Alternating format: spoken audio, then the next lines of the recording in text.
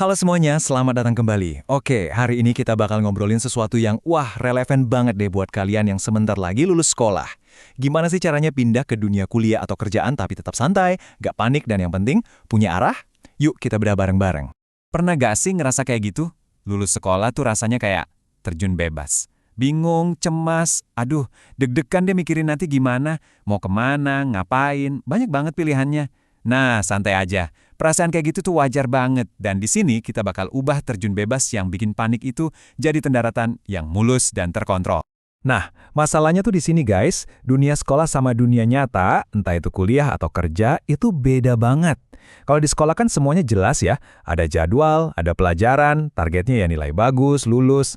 Tapi begitu keluar, semuanya jadi kompleks, pilihan banyak, dan penuh ketidakpastian. Nah, gap inilah yang sering bikin kita mendaratnya keras, kaget, kewalahan, kayak, "Loh kok gini?"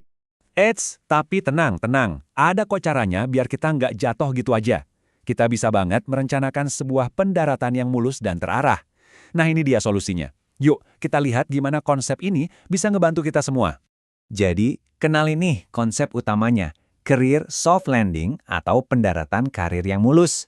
Coba deh bayangin, karir kamu itu kayak pesawat. Tujuannya bukan cuma yang penting sampai, tapi mendaratnya itu loh aman, tenang, pas di landasan pacu yang kita mau.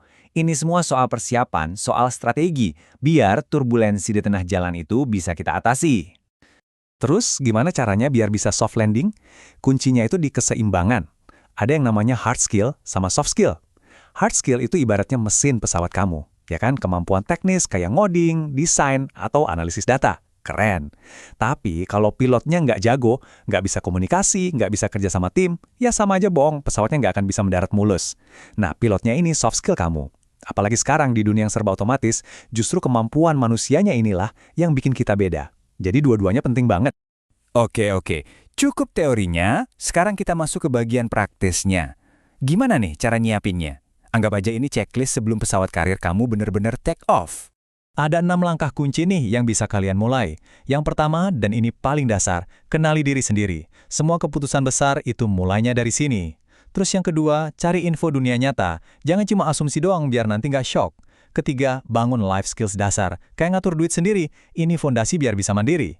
Keempat, latih pola pikir buat jadi problem solver. Karena ini yang dicari di mana-mana. Kelima, bangun jaringan. Networking itu aset lo. Dan yang terakhir, yang keenam, cari pengalaman beneran. Magang kayak ikut proyek karena pengalaman itu guru paling jago. Nah, cara ngelatihnya gimana? Jangan cuma di angan-angan guys. Lakuin simulasi. Coba deh, bayangin tujuan kamu tuh di sana.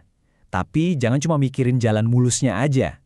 Coba pikirin, tembok apa sih yang mungkin ngehalangin? Nah, disinilah kita main simulasi. Contohnya, siapin rencana Z. Kalau rencana A, B, C gagal total, kamu mau ngapain? Atau, coba deh mulai sekarang bangun portofolio digital, biar ada bukti nyata hasil kerja kamu. Latihan-latihan kecil kayak gini justru yang bikin kita jauh lebih siap pas di lapangan. Ya, namanya juga penerbangan, pasti ada aja turbulensinya kan? Nggak mungkin lurus mulus terus.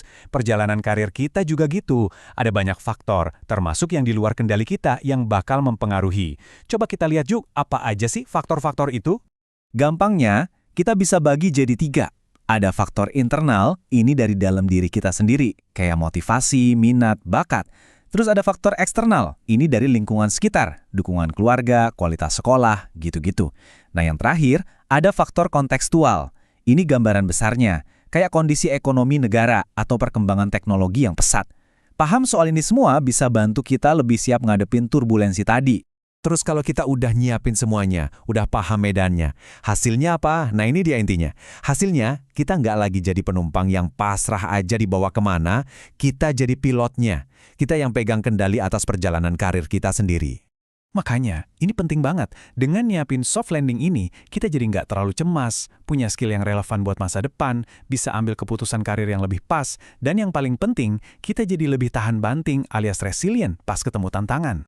Kutipan ini pas banget deh buat ngerangkum semuanya. Pada akhirnya, masalahnya bukan soal gimana caranya ngindarin masalah, tapi gimana kita ngerespon masalah itu. Justru kita punya kekuatan buat ngubah setiap tantangan jadi kesempatan buat loncat lebih tinggi.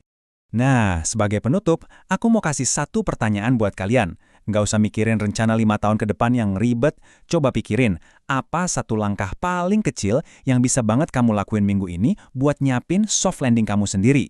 Mungkin cuma update CV 15 menit, atau ngobrol sama kakak kelas soal jurusan, mulai aja dari yang kecil.